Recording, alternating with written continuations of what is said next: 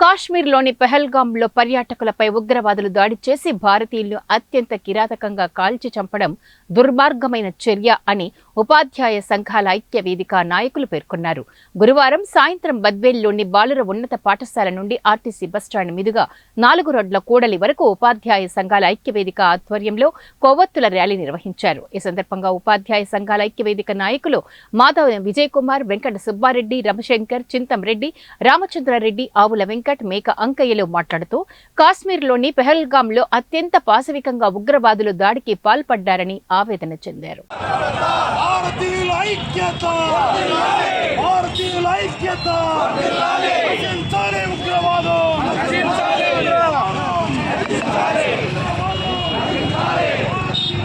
భారతదేశంలో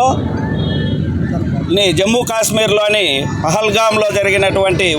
ఉగ్రవాదుల దాడిని తీవ్రంగా బద్వేల్ ఉపాధ్యాయ సంఘాల ఐక్య వేదిక తీవ్రంగా ఖండిస్తుంది. భవిష్యత్తులో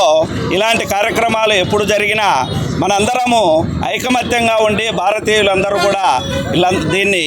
తీవ్రంగా మనము ఎదుర్కొని భారతదేశం యొక్క మన ఖ్యాతిని, మన యొక్క శక్తి సామర్థ్యాలను ఈ తీవ్రవాదం మీద మనం ఉక్కుపాదం మోపేదానికి కూడా మనందరం కూడా సమన్వయంగా ఉండి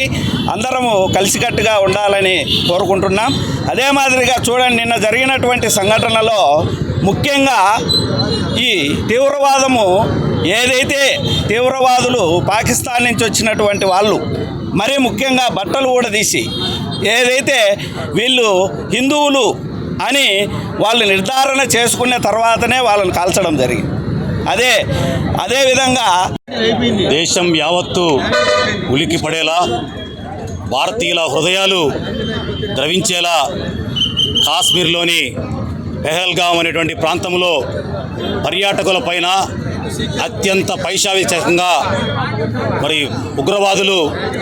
దాడి చేసి 26 మందిని పొట్టన పెట్టుకోవడమే కాకుండా మరో 20 మందిని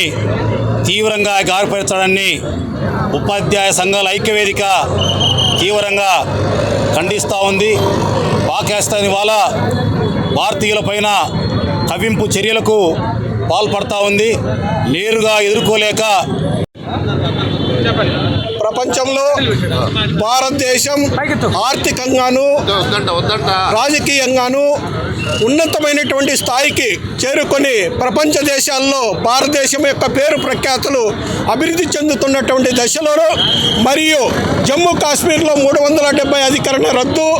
35A రద్దు తర్వాత జమ్మూ కాశ్మీర్ అనేది భారతదేశంలో అంతర్భాగంగాను, భారతదేశంలో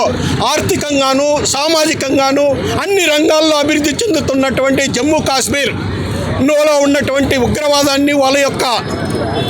ఆర్థిక మూలాలను పూర్తిగా పెకిలించినటువంటి తరుణంలో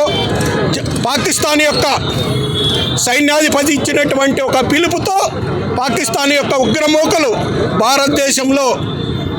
అమర్నాథ్ యాత్రకు భారీ సంఖ్యలో యాత్రికులు అనేటువంటి వాళ్ళు రికార్డు చేయడం, అదేవిధంగా